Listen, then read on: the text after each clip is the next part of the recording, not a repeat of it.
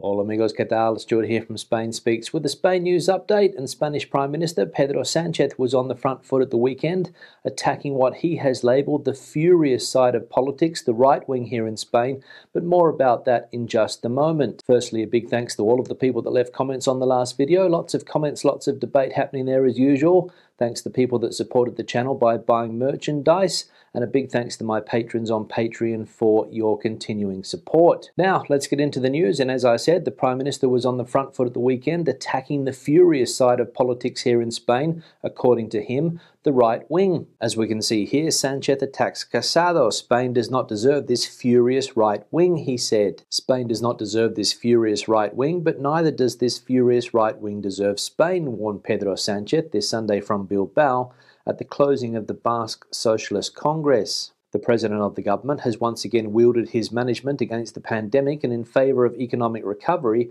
with the social democratic response to the neoliberal recipes that he has attributed to the Popular Party and the attitude of Pablo Casado, which he has denounced for using any kind of misfortune to attack the government. Sánchez has once again reproached the leader of the PP for assuring that Spain is bankrupt, despite the fact that, according to him, employment levels have already recovered, not to levels before the pandemic, but to levels before the financial crisis of 2008. The opposition is trying to draw a Spain in its own image and likeness, sad, grey, without ideas, bankrupt, he criticised. So, there we go. According to Prime Minister Pedro Sánchez, everything is rosy here in Spain at the moment, and we shouldn't be listening to the major opposition party, the Partido Popular. And according to the Prime Minister, as we saw in the headline, Spain does not deserve this furious right wing. Now, there's been a lot of press coverage in recent times about a phenomenon that is taking off in the United States called the Great Resignation. And the question is the same thing happening here? Well, according to the newspaper El País, the Great Resignation fails to reach Spain despite frustration among some workers. The impact of the pandemic on the labour market was devastating during the peak of the virus, and although the wounds have begun to heal, the repertoire of scars on the working population is as varied as it is illustrative. In Spain, unlike what is happening in countries such as the United States, where a large number of workers, overwhelmed by health restrictions and overburdened by their companies, have decided to quit their jobs, giving rise to the phenomenon known as the Great Resignation, there has not been a similar reaction. There are some parallels, such as the historic increase in 2020 in the inactive population, those of working age who are not looking for work, but this is not a behaviour that has been sustained over time. So the Great Resignation taking off in the United States but failing to reach Spain, according to that newspaper. People here, of course, are jaded with their jobs, but it hasn't led them to say enough is enough and quit their jobs just yet. Now, one sector here in Spain that, as we know, is hot at the moment is the construction sector. And according to newspaper El Mundo, we are in a new golden age of construction, almost 10,000 more companies amidst euphoria and the ghost of the bubble. When the real estate bubble of 2008 was living its last glimmers of splendour, Leandro Flores, his brother and another partner, launched a cladding company in Cortegana, Badajoz. Then came the crash, and the works, the clients, and the income disappeared. Faced with difficulties in Spain, they decided to try their luck in Poland, where other colleagues in the sector had told them that there was plenty of work. And it was true, but the conditions did not convince them, and a month later they returned home. It was time to start again, and Leandro decided to do it alone. That story now seems like a bad dream, but it existed, and Leandro has it very much in mind these days, coinciding with the large number of colleagues around him who are setting up new businesses with the help of bricks and mortar and refurbishment. The trend is spreading across the country. At the end of the year, the balance up to October leaves a total of 9,339 new SMEs and micro enterprises related to construction, 7.36% more than at the end of 2020. So another golden age of construction here in Spain, with companies related to the sector popping up like mushrooms. But, as we saw in the article, people like Leandro down there in Badajoz have seen it all before and are worried that we're heading in the same direction. Time will tell. Now, the new political party, Empty Spain, is making headlines again today. And as we can see here, Empty Spain takes to the political arena to bring its voice to parliaments. They have been fighting for years for decent living conditions in a Spain that politics has forgotten and abandoned for decades. It is the rural Spain and the Spain of the small towns. The one where life is hard when you want to start a business, go to the doctor, or send your children to school, because the basic services are often insufficient. Now, the Coordinadora España Vaciada has decided to go a step further and is setting itself up as an electoral platform for the next elections, with the aim of being a decisive political actor and fighting from Congress or the regional parliaments to reverse depopulation. We are clear about what we need and what we deserve by right, they say. With the possibility of an early election in Andalusia and another in Castilla y León, the Coordinadora España Vaciada, made up of some 170 associations present in 25 provinces and 12 autonomous communities, agreed in September at its third General Assembly held in Priego, Cuenca, to launch its political project and to have its electoral platform ready by the end of the year, or at the latest, at the beginning of 2022. We are setting ourselves these deadlines and we want to be ready for the possible elections, said one of its coordinators, Antonio Sanz, on TVE. So Spain's newest political party, España Vaciada, getting itself ready for possible early elections. And its main objective, to bring life back to depopulated parts of Spain. Now, time for an update on the health situation here in Spain. And as we know, compared to some other European countries, for example Germany and Austria, things here in Spain from a health perspective are not going too badly. And according to this headline, masks and vaccination are the prescription against the sixth wave in Spain, with the COVID passport debate in the background. While several European countries are observing how coronavirus infections have soared in recent weeks and are once again applying restrictions, Spain is keeping the pandemic in reasonable numbers for the moment, despite the fact that the cumulative incidence has climbed steadily in recent weeks, 30 points in the last 7 days to reach 112 cases per 100,000 inhabitants in 14 days on Saturday. This is a far cry from the 1,700 cases in Austria, which has just reordered the confinement of its population as of Monday, the 1,100 cases in the Netherlands, and others such as Belgium and the Czech Republic. The central government and the autonomous communities are not considering a return to restrictions for the moment, especially given the high percentage of the vaccinated population, which is around 80%. We trust in vaccination and in the mask, said the head of the Spanish government, Pedro Sánchez, on Saturday, ratifying his commitment to a formula that he believes will keep the pandemic at bay over the coming months, including Christmas. So mask use and high vaccination rates, the keys to Spain's success when it comes to the coronavirus pandemic currently. And as we saw in the article, the Prime Minister confident that these two factors will help us get through Christmas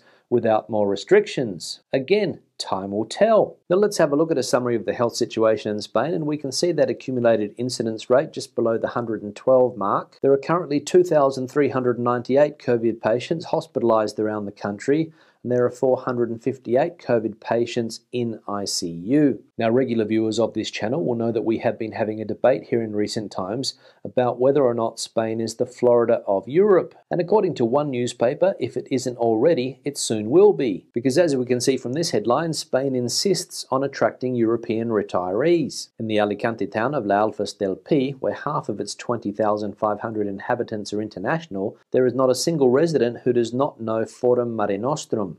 It is a residential complex for self-employed senior citizens that has been in operation for 20 years and is mainly attended by foreigners, especially Germans, Dutch, Belgians and Swiss, with an average age of 75. Its 62,000 square metres of land did not go unnoticed. It has 229 flats and a building that centralises social, health and cultural services for its residents. The model is based on the payment of an advance from 100,000 to 230,000 euros and a monthly rent from 350 to 950 euros. In July, its owner, Grupo Goya, sold the resort to Belgian investor Care Property Invest, which landed in Spain in 2020 for 35 million euros. The resort is now operated by Forum de Inversiones Inmobiliarias Mare Nostrum on the basis of a 20-year lease. This is the first acquisition by a listed real estate fund of a residential complex for the elderly on the Spanish Mediterranean coast, and it will not be the last. Grupo Goya says it is in negotiations with several international funds for a 5-year growth strategy, both from the point of view of resort ownership and management, says Vanessa Laporta, the company's commercial director. So, there we go. It seems that this type of retirement complex, like the one mentioned in the text down there in Alicante and aimed at people from the north of Europe, is going to become more common here in Spain in coming years. And what a lovely part of Spain that would be to retire in, La Alfas del Pi, just north of Benidorm. Now let's have a look at some of the comments from previous videos. One here from James Stewart: I watch and look forward to all your videos.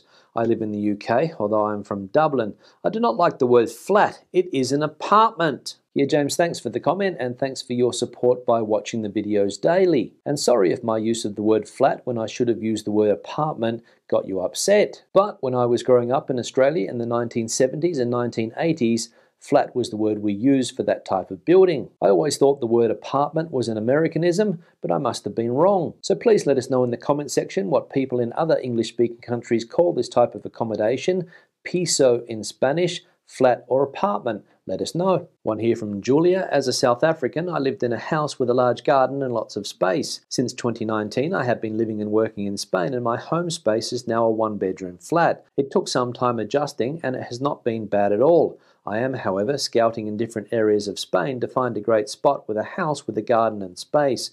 All part of the sacrifice for moving to Spain. Yeah, Julia, thanks for the comment, and you're right, for a lot of people it is all part of the sacrifice for moving to Spain, having to live in an apartment or a flat. Because as we all know, when you come to live in Spain and when you live in one of the cities here, whether it be a big city, medium city or smaller size city, all of the accommodation is fairly similar. Flats or apartments. And for people like yourself, Julia, from South Africa, or people like me from Australia, where we are used to living in houses, it can take a while to adjust. But as I said the other day, you do get used to it, and there are some advantages. For example, the amount of services that you have on offer in your neighbourhood. So good luck with your search for a great spot, and I hope you find a nice place with a garden. One here from Brewster. I know it's a minor detail, Stuart, but only 79% of Spain is fully vaccinated, not 90%. 90% have had at least one shot, which is still much better than over here in the US. Yeah, Brewster, thanks for the comment, and you're right, 79% of the entire population here in Spain is fully vaccinated, but when it comes to eligible population, it's 90%. And that's because there's part of the population which is not eligible for vaccination, those 12 years of age and under, and that's around 10% of the entire population. So 90% of the eligible population are fully vaccinated against COVID-19, which is, as you say, a lot better than in the United States. One here from City Fan. I get worried when you leave a title like Hasta la Vista, as I think that's it, or at least for a while. Thanks as ever. A few weeks ago, I remember you reporting a story of Merkel's visit to Spain and her asking Sánchez about why everyone here is wearing masks and her thinking we were loco. I think she has well and truly got her answer now, sadly. Yes, City Fan, thanks for the comment, and I do remember Miss Merkel's last visit to Spain, and I also remember her asking the Prime Minister why everybody was wearing a mask. And with the German-speaking countries here in Europe currently suffering a terrible wave of the coronavirus, she has no doubt got her answer. But unfortunately, this pandemic and vaccination continues to be politicized, and unfortunately there are still people out there that think that masks do nothing at all and that they don't need to be vaccinated. But what do I know about it? I just listen to the health experts. One here from Erica. Sorry, but here in Terrassa, Barcelona, I have to wait 1 month to see my GP. Erica, thanks for the comment, but as they say in Spanish, peor me lo pones. I said last week that people here in Madrid have to wait around 10 days to see a GP in the public healthcare system, and here you are saying that it takes up to a month in Barcelona. So things not looking good when it comes to public healthcare in some of Spain's autonomous communities at the moment. And finally, one here from Craig. Hi Stu, been watching your vids for a while, but I have one request. Can you say something good about Spain and living in Spain? I'm seriously thinking of moving there next year, but all this doom and gloom is making me wonder. I need some sun on these old bones. Yeah, Craig, thanks for the comment, and you want to hear something positive about Spain? Well, if you decide to move here, you will get plenty of sun on those old bones. Also, if you are a food lover, Spain is a fantastic country. People are friendly, and the lifestyle is fairly relaxed. So there are still plenty of positives about this country, and in my opinion, the pros outweigh the cons. And if you want to avoid the doom and gloom, ignore politics and don't read the press. On that note, I'll start to wrap the video up. Questions and comments, please leave them in the section below. Debate the video out as you normally do. Tell us some of the things that you most like about the country. Give the video a thumbs up if you liked it, thumbs down if you didn't. We'll see you in the next one. Hasta luego.